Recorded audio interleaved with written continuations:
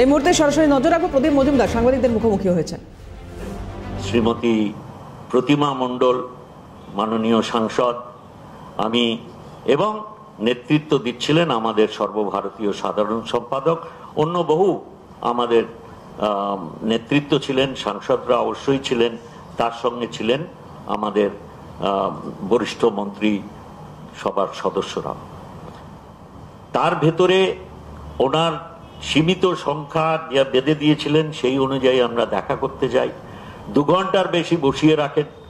তারপরে আমরা শুনতে পাই উনি অন্য একটি পেছনের দরজা দিয়ে কৃষি ভবনের, যেখানে গ্রামোন্নয়ন দপ্তরের অফিস রয়েছে, সেখান থেকে উনি পালিয়ে চলে গেছেন। আমরা বসেই রইলাম ওনারই দপ্তরের বেঁধে দেওয়া জায়গায় একটি কনফারেন্স রুমে। আমরা তো ভেবেছিলাম যে উনি ওইখানেই আমাদের সঙ্গে আলোচনা করতে আসবেন বা দেখা করতে আসবেন, ওনার জন্য ওনার চেয়ার খালি রাখা ছিল।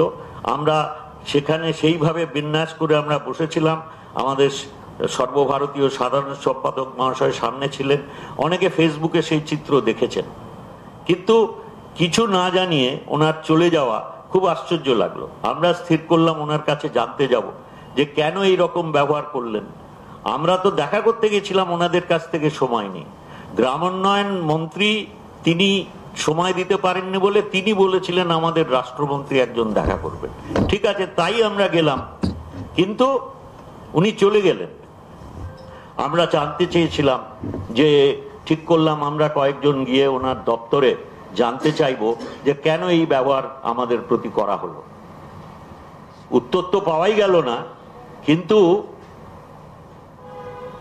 আমাদের দিল্লির পুলিশ দিয়ে আমার ভগ্নী 2 জন যারা আছেন তাদের এবং আরো অনেকে যারা ছিলেন, আমাদের মহিলা সাংসদ নেত্রী, তাদের চুলের মুঠি ধরে আমাদের চ্যাংদোলা করে বাসে করে নিয়ে চলে যাওয়া হলো দিল্লি শহরের বাইরে। এইভাবে আমাদের আন্দোলনকে দমিয়ে রাখা যায়নি। পরের পর বিভিন্নভাবে আন্দোলন করে শেষে আমাদের মাননীয় মুখ্যমন্ত্রী এই বঞ্চনার বিরুদ্ধে, মানুষের এই কষ্ট দেখে, যারা কাজ করেছিলেন অথচ তাদের মজুরি পাননি, এই দ্বিচারিতার জন্যে সেইখানে মাননীয় মুখ্যমন্ত্রী সিদ্ধান্ত নেন যে রাজ্যের নিজস্ব কোষাগার থেকে এই বকেয়া যে মজুরি আছে সেই বকেয়া মজুরি প্রদান করা হবে। সেটাও করা হলো। এবং এইভাবে যে যখন আইনের লড়াই চলছিল, আমরা আশাবাদী ছিলাম যে নিশ্চয়ই সত্যের জয় হবে। কারণ আরো বিশেষভাবে বলতে হয়, আপনারা নিশ্চয়ই অবগত আছেন যে হাইকোর্টের যে সিদ্ধান্ত জানিয়ে দেওয়া হয়, নির্দেশ দেওয়া হয় যে 1 আগস্ট থেকে এই পশ্চিমবঙ্গের দরিদ্র মানুষদের বঞ্চিত রাখা যাবে না। তাদের যে অধিকার MGNREGA অ্যাক্টের মোতাবেক, সেই অধিকার থেকে বঞ্চিত করার কোনো অধিকার নেই। তাও যে সেকশন 27-এ রিজনেবল টাইমের ভেতরে শর্ট আউট করা হবে বলে বলা ছিল, রিজনেবল টাইম অবধি এটা ইম্পোজ করা যায়। 3 বছর হতে চলল তখন, যখন কোর্টে কেস হয় জুন মাসে। সেই সিদ্ধান্তে ওনারা বলে দেন, যদি আপনাদের এখনো ইনভেস্টিগেট করতে হয়, ইনভেস্টিগেশন চালাতে পারেন, কিন্তু 100 দিনের যে অধিকার গরিব মানুষের দেওয়া আছে এই অ্যাক্টের মাধ্যমে, তার থেকে আপনারা বঞ্চিত করতে পারবেন না। কিন্তু সেই নির্দেশও মানা হয়নি। বাংলার দরিদ্র মানুষদের পাশে দাঁড়ানোর বদলে বিজেপি সরকারের যে বাংলা বিরোধিতা তা সুস্পষ্ট হয়ে যায়। তারা সর্বোচ্চ ন্যায়ালয়ের দ্বারস্থ হন। কবে? জুলাই মাসের শেষ দিনে, যাতে 1 আগস্টের তাদের যে সীমারেখা ছিল তা অতিক্রান্ত হওয়ার আগে ওনারা ওটা ফাইল করে দেন। আপনাদের স্মরণ থাকবে 11ই সেপ্টেম্বর এখানে আমাদের সংসদের পাবলিক অ্যাকাউন্টস কমিটি এসেছিলেন। সেখানে এই প্রশ্ন ওঠে যে কেন্দ্রীয় সরকার কেন কলকাতার উচ্চ বিচারালয়ের আদেশনামা তারা মানলেন না। এবং আপনারা স্মরণ থাকবে, আমরা বারংবার বলেছি তথ্য দিয়ে, 90 লক্ষ টাকা তারা বলেছিলেন যে এটা প্রথাগতভাবে খরচা হয়নি এবং সেই অর্থ আপনাদের রিকভার করতে হবে। এক্সাক্ট ফিগারটা আপনাকে বলে দিচ্ছি যাতে কোনো কনফিউশন না থাকে। আমাদের 5,90,00,000। আমি ভগ্নাংশটাও আপনাকে বলে দেবো, এই একটু আমাকে ইয়েতে যেতে হবে। হ্যাঁ, কারেক্ট। তারপরে আমাদের যে নিজস্ব সোশ্যাল অডিট, তারা আরো প্রায় 2 কোটি কয়েক লক্ষ টাকা তারা ইয়ে করেছিলেন যে এগুলো প্রথাগতভাবে খরচা হয়নি। তাহলে মোট কত হচ্ছে? মোট হচ্ছে আপনার ভগ্নাংশগুলো জুড়ে 8 কোটির কাছাকাছি। অথচ পিএসসির মিটিংয়ে যে মাননীয় সংসদ পিএসসির সদস্য গুজরাট থেকে প্রতিনিধিত্ব করছিলেন, পিএসসির মিটিংয়ে তিনি প্রশ্ন তোলেন 71 কোটি টাকা অপব্যবহার, ওদের ভাষায় ডিফালকেশন এর দায়ে গুজরাটের গ্রামোন্নয়ন মন্ত্রীর ছেলে জেলে গেছেন। তাকে নিশ্চয়ই ওয়াশিং মেশিনে ধোয়া যায়নি আর কি।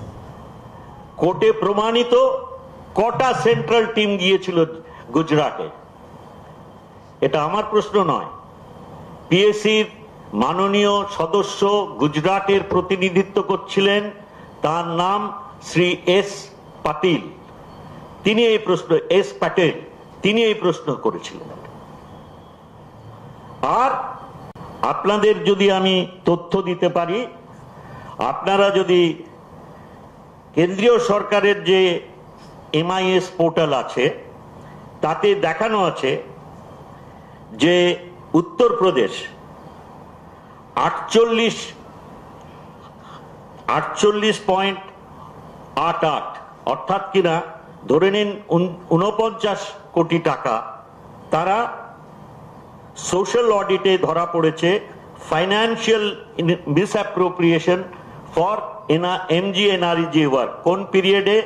2021-22 থেকে 2024-25। অর্থাৎ কিনা ক বছর? 4টে অর্থবর্ষে। এবার আর একটা ডবল ইঞ্জিনের সরকার ক্রাচের ওপরে বিহার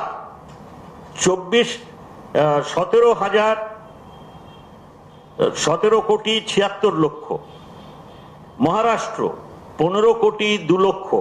এগুলো সব কিন্তু 4 বছরে। কত টাকার উপরে এই ডিফালকেশন বলে ওনারা MIS এ দিয়েছেন? উত্তরপ্রদেশে 38,738 কোটি টাকা, বিহারে 24,494 কোটি টাকা এবং মহারাষ্ট্রে 12,028 কোটি টাকা। এই 4 বছরে ইঞ্জিনিয়ারের যে টোটাল অ্যালোকেশন হয়েছিল তার ভেতরে ওনাদের হিসেব অনুযায়ী ডিফালকেশন হয়েছে উত্তরপ্রদেশে 48.88 কোটি টাকা, বিহারে 17.76 কোটি টাকা আর মহারাষ্ট্রে 15 কোটি 20 লক্ষ টাকা, মানে 15.2 কোটি টাকা। আর এটা তো শুনলেন গুজরাটের যেটা পিএসসিতে উঠেছিল এবং অনেক সংবাদ মাধ্যম এটা লিখেছে মাননীয় মন্ত্রী খাওয়াটের ছেলের সম্বন্ধে, সে নিয়ে আর আমি নতুন করে উল্লেখ করতে চাইছি না। 71 কোটি টাকা পিএসসি মিটিংয়ে যে সংখ্যাটা আলোচিত হয়েছিল সেটা আমি বললাম। এবার ওয়েস্ট বেঙ্গলে আপনাদের বলেছি 19টি ডিস্ট্রিক্টে 14টি সেন্ট্রাল টিম মিলিয়ে 6 কোটি 3 লক্ষ টাকা। 6 কোটি 3 লক্ষ টাকা, ওটা 5,98,000, তার সঙ্গে কিছু ফ্র্যাকশন যোগ করে 6 কোটি 3 লক্ষ, কারেক্ট করে দেবেন কাইন্ডলি। আর ন্যাশনাল লেভেল মনিটরিং টিম 33টি এসেছিল, তারা বলেছিলেন 26 লক্ষ টাকা। 26 লক্ষ টাকা প্রথাগতভাবে খরচা হয়নি পশ্চিমবঙ্গে 6 বছরে। কোন বছর থেকে? 16-17 থেকে 21-22, 6টা অর্থবর্ষে পশ্চিমবঙ্গের যে ওনারা অপব্যবহার সংখ্যা তুলেছিলেন সেটা হচ্ছে 6,03,00,000, আর এনএলএম তুলেছিল 26 লক্ষ। এর জন্যে 3 বছর ধরে আমাদের শ্রম দিবস অ্যাপ্রুভাল হয়নি। যদি হতো তাহলে আরো 50,44,00,000 টাকা এই রাজ্য আমাদের গরিব মানুষরা যারা 100 দিনের কাজে উপযুক্ত এবং